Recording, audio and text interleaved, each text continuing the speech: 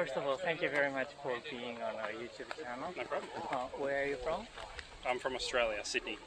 I'm from England. You guys are traveling? Yeah, in traveling. Japan. And you guys met in Japan or? No. So I live in Sydney. Oh, is this your first time in Japan? Not my first time. I've been to Tokyo before a couple of years ago, but your first My time. first time. It's the first time for you. Say probably about 6 or 7 years ago. I can't remember exactly when.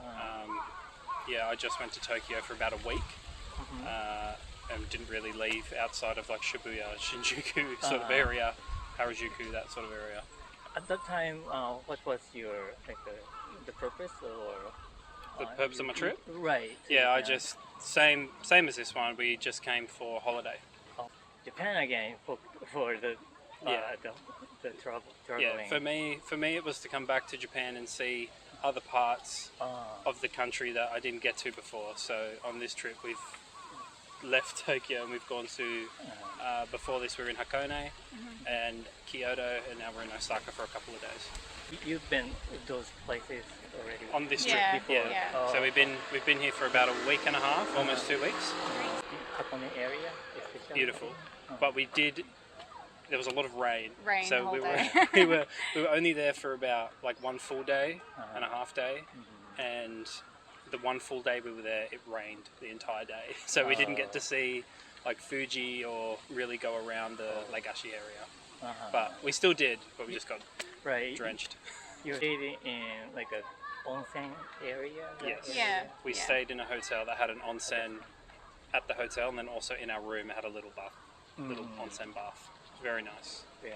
Good for you too? Yeah, we loved it. You It was loved nice. It could have been better weather, but it was good. Right. Nice to relax. Yeah. It was good to have the onsen in the room, and it was raining, I think, because it gave us something to do. It's like a volcano area, right? So there's the steam comes from the ground. Did you go? Yeah, we did the ropeway over it. Right. It stank. It smelled so bad. So The sulfur or something? yeah, the sulfur. Yeah, we stopped off there only once on the ropeway, and we just stopped off there, took some photos, but we didn't go back again. We just kind of kept going. The next time we went over the top of it because we had to get the ropeway down to where we wanted to go in Hakone, near the lake. Oh, I see. You saw the Mount Fuji. Yeah. No, we didn't get to see Mount Fuji. Too cloudy. Yeah. You got the reason for next trip. Yeah, that's right. Yeah. Where else are you going to visit now? In Japan, this is our last Our stop. last day today. Yeah, it's our last day in Japan. Tomorrow we leave for Korea. We go to Seoul. Oh, after that, what kind of plan do you have? After Seoul, Right. we go back home. Back Oh, to I Sydney. see. Yeah, back to Sydney. Yeah, so another 5 days, and then we go back. It's the first time? Not my first time. My first time, yeah. My first time for everything. Yeah. Oh, okay. How about the other Asian countries?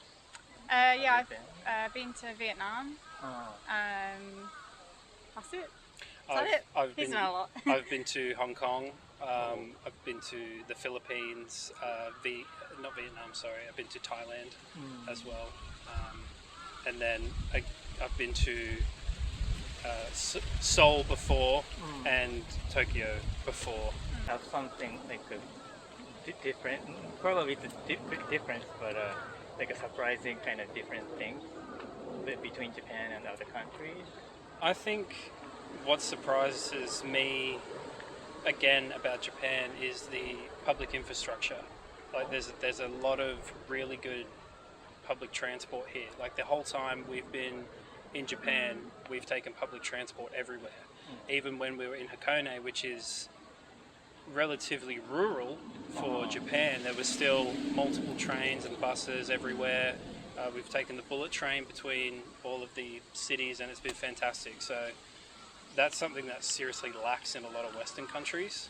And I know everyone says it about when they come to Japan how great it is, but it really has made the trip very easy.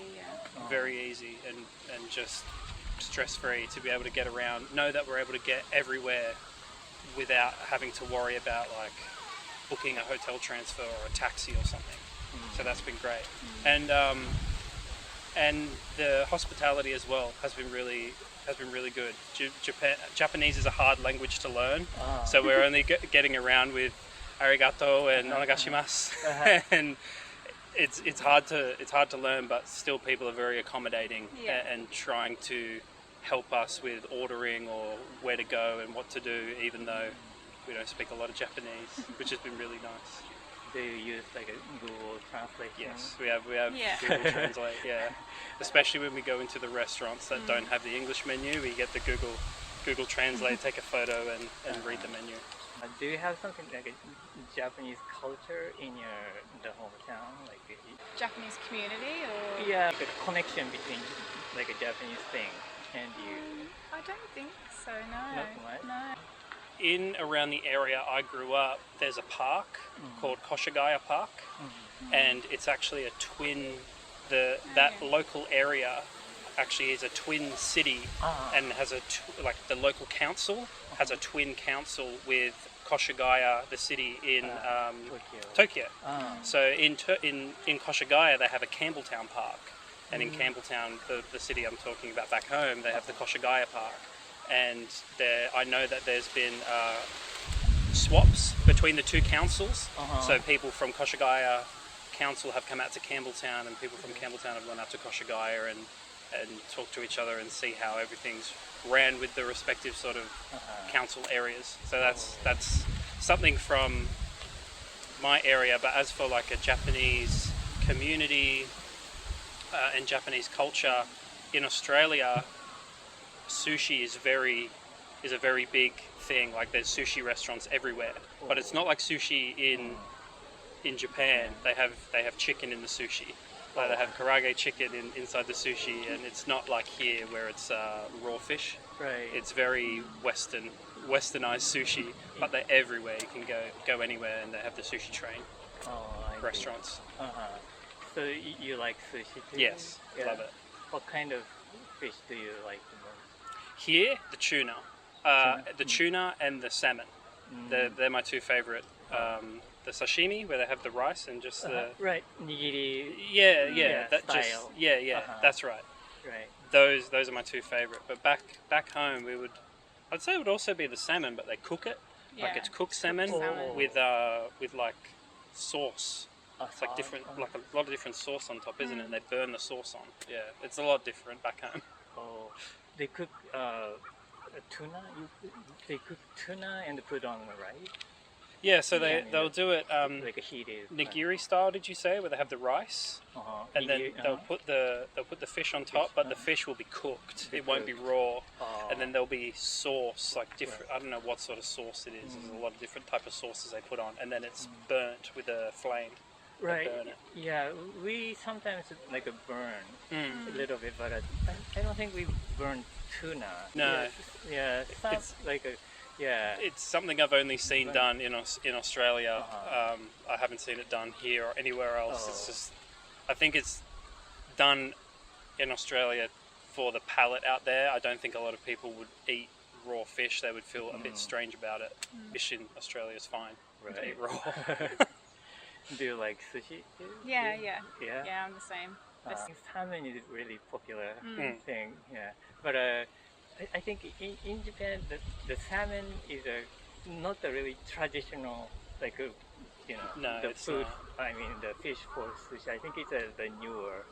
Yeah. I think it's definitely the salmon is definitely something that Western people would recognize and are more likely to try, and I think that's why it's in a lot of the tourist places, the salmon sushi. Like we've been staying in a lot of tourist areas like Shinjuku and Dotonbori and Hakone, and so a lot of the food there is, But it's I guess, more touristy. Would you say? Would you agree? yeah, I agree. But even though it's not the touristy area, the salmon nigiri is really popular, and I think it's I think many Japanese people like it. Oh, cool. Yeah, just like it's not really a traditional. I think the fish, but still it's good, and I love personally prawn is my favorite. Prawn, but they're good too. yeah, Japanese you wish existed in your hometown. There's a lot of things I But, think. for Just you. the culture and like I don't know, everything's cute. Oh, cute. Like, do you know what I mean? Yeah. How would I explain that? Yeah, I would say there's a lot of facets of Japanese culture Yeah. that the West could do with. Like, even here, I've seen there's a lot more focus on kids. Like, every time I walk into a toilet, they always have a baby changing station in the men's toilet. They have a baby changing station and a place to put a baby or a little urinal for the kids. Like, you don't see that a lot back home in the men's toilet. They really put that in the women's toilet, or it's a separate thing.